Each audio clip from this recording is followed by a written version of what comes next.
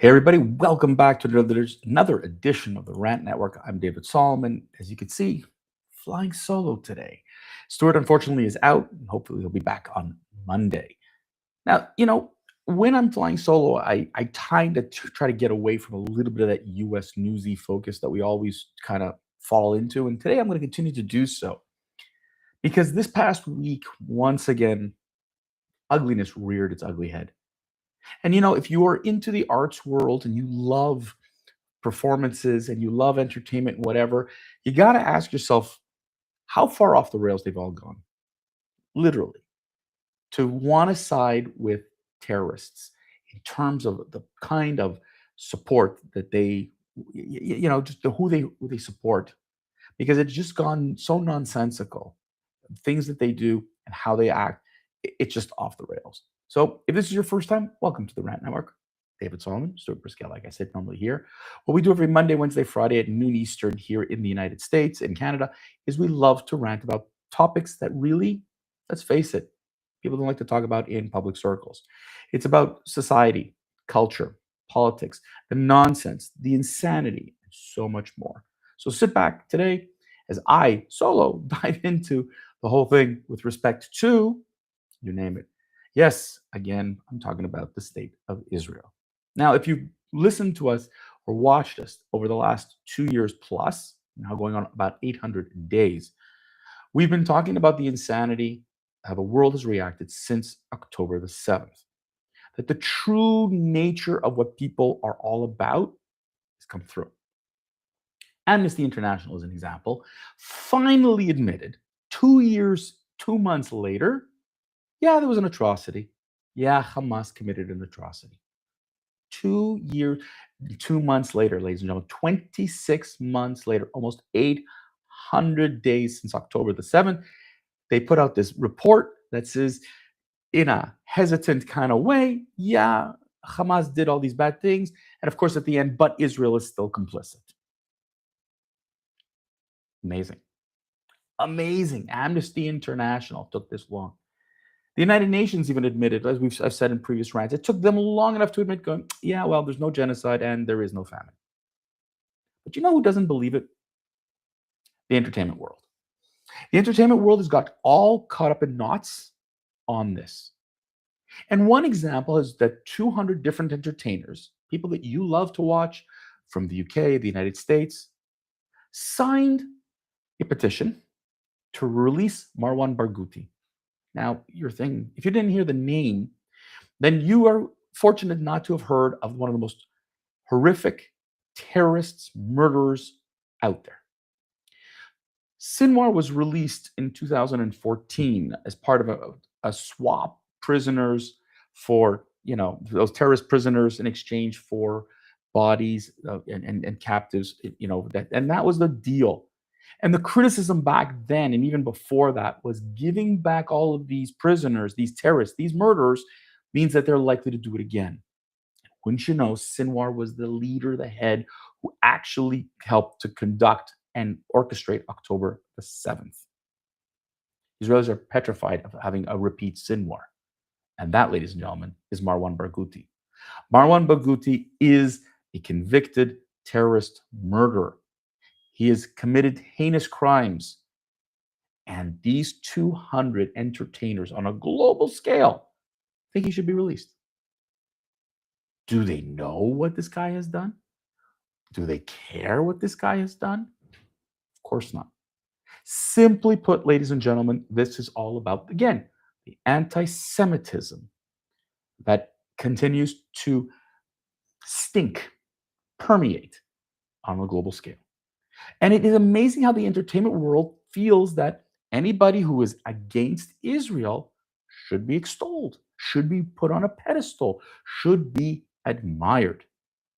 Think about it. Entertainers, who many of them have no real education, no global exposure, are caught up in the belief that all Jews are bad, and therefore Palestinians must be good. All Palestinians must be good. It isn't the black and white situation, ladies and gentlemen. There are too many sitting and rotting in jails that have committed these crimes. Not that they might commit, not that they might one day do something, but Marwan Barghouti actually did do. He killed and murdered scores of Israelis. And on top of it all, he orchestrated other terrorist attacks. And let's let him go. Because that's what this is about. And if that wasn't enough, this past week just reminded us, or the last couple of weeks have reminded us of the degree of stupidity of certain countries. You see, in Europe, they have a wonderful little contest called the Eurovision Song Contest. Put it this way, it's a really cool version. It predates, all of these other reality TV shows. It's been around for decades. Now, Israel is actually geographically located, and you're going to say, but they're in the Middle East. They're actually in Asia. They're not in Europe. But Asia never welcomed Israel into the fore, and Israel continued to be part of Europe with contests and with soccer and with a whole bunch of things because Asia blocked off Israel. So wouldn't you know it, over decades, Israel has been part of this Eurovision Song Contest, which is public broadcasters select one song of the year, and it goes to a contest on all of Europe. It is hugely popular in Europe. You probably have never heard it in North America. And yet, here we go. This is where entertainers should be at their best. This is where entertainers should be going out and talking about songs of peace and love and whatever. And instead, it's been used again as a platform for what, you say? That's right, downplaying Jews and Israel and finding a way to get rid of Israel and denying her. Right after October 7th, Eden Golan sang a song called Hurricane.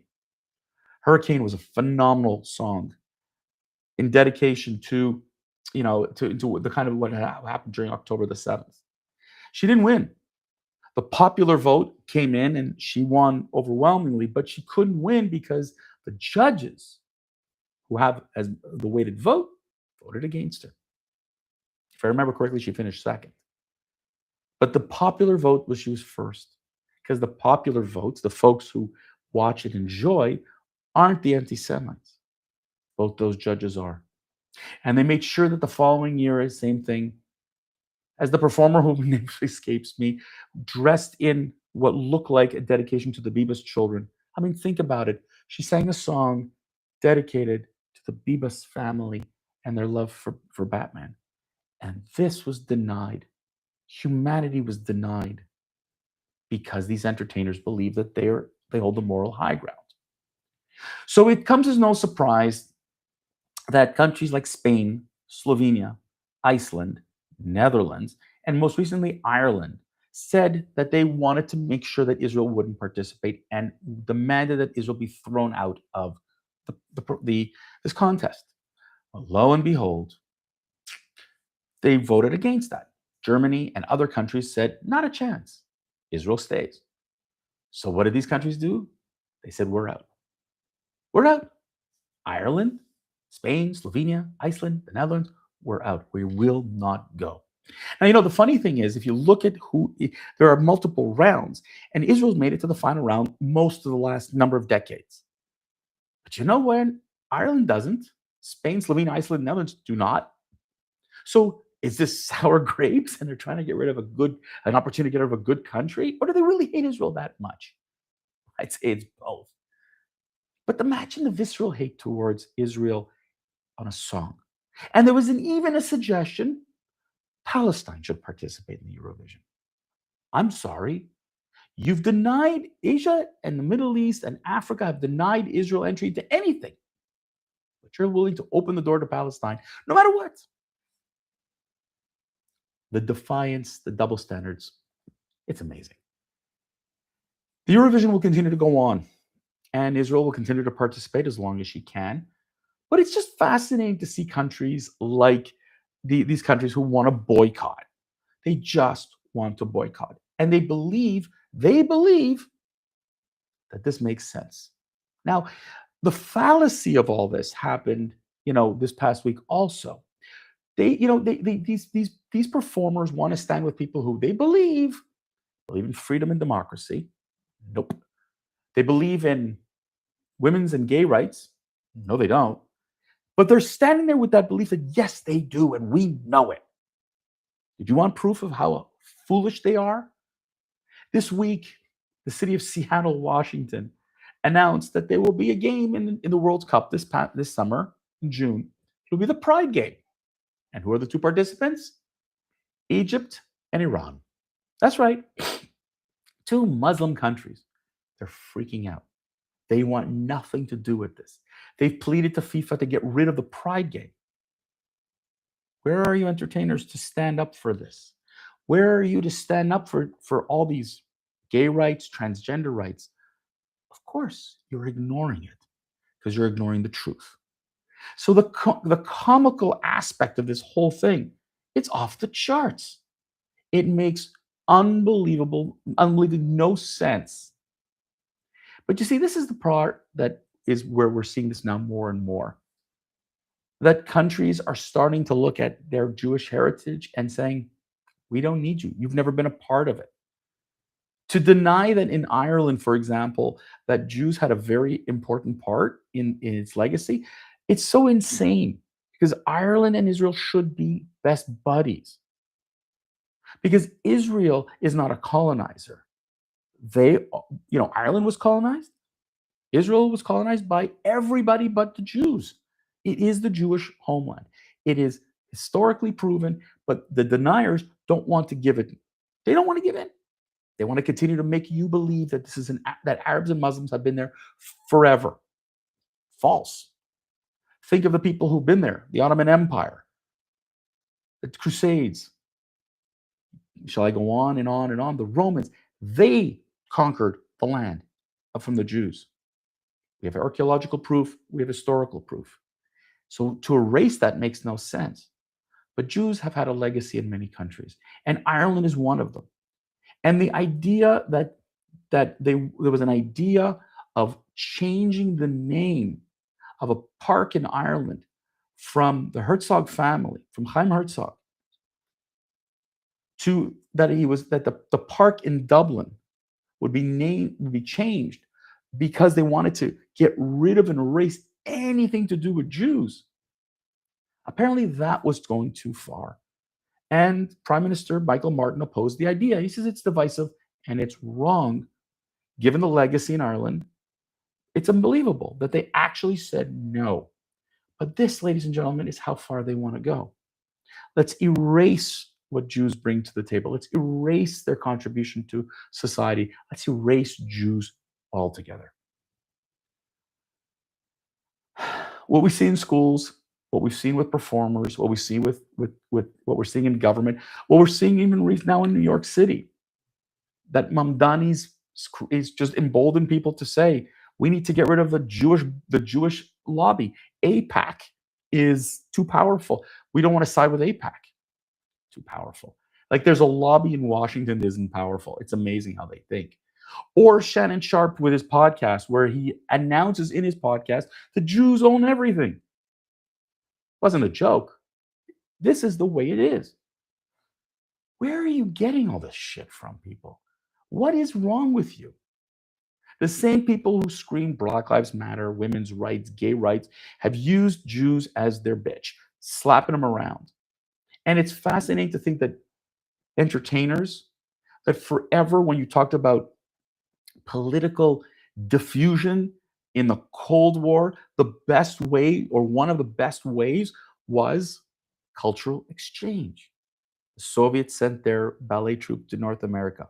Billy Joel went to the Soviet Union in the 1980s. The Beatles went to, where traveled. This was what culture and entertainment was supposed to do: diffuse, not divide. But instead, that's what's happening. Erase, divide, boycott. This is what it's been. So when to hear the Eurovision 20 winner, and this is the funniest part, the Eurovision winner, who was a, non-gender, non-binary, this person decided he wanted Nemo won in 2024 and said contest ideals are not being respected after the UN claims, and just continues to perpetuate the lies and the shit that Thomas pushes. So Nemo returns the trophy. Don't want it. What a load of shit. What a load of stupidity. But this, ladies and gentlemen, is who our children are following. This is what other people are following with the millions and millions and millions. And I'm not talking about the Candace Owens and the Tucker Carlsons who have gone off the rails, who also have millions of followers. It's your everyday individual that suddenly has decided that they need to tell you that Jews are bad. Israel's bad. We've learned nothing in the last 100 years, and it's only going to get worse before it gets better. With one hostage body left in Gaza, we could get to phase 2 of the ceasefire. No pressure on Hamas to do anything. Entertainers aren't saying anything. Life doesn't matter to them. Jewish life does not matter to them. But we need to take care of ourselves, and we need to push back. And so when we see the Eurovision wanting to return the trophy, return your trophy. Who cares? Ireland, Netherlands, you want to boycott the Eurovision? Please go. We don't need you. But you will crawl back. You will come back. We're seeing already countries quietly returning back to Israel after loud screams of anti-Israel sentiment. They're slowly, quietly coming back to Israel saying, yeah, we have to do it for public purposes, but we really need you. But we can't tolerate this anti-Semitism any longer, and we must push back. Continue your letter writing campaigns, your email campaigns, your petitions, posting on social media, exposing the fallacy that is. Believe you me, the more we expose them, the quieter they're going to get. And maybe we'll get a little bit of peace in our lives. To that end, thanks a lot, ladies and gentlemen, for this week's edition of the Rant Network. We'll be back on Monday, every Monday, Wednesday, noon Eastern. Love what you're doing with us. Thank you so much. Share this with your friends, and we look forward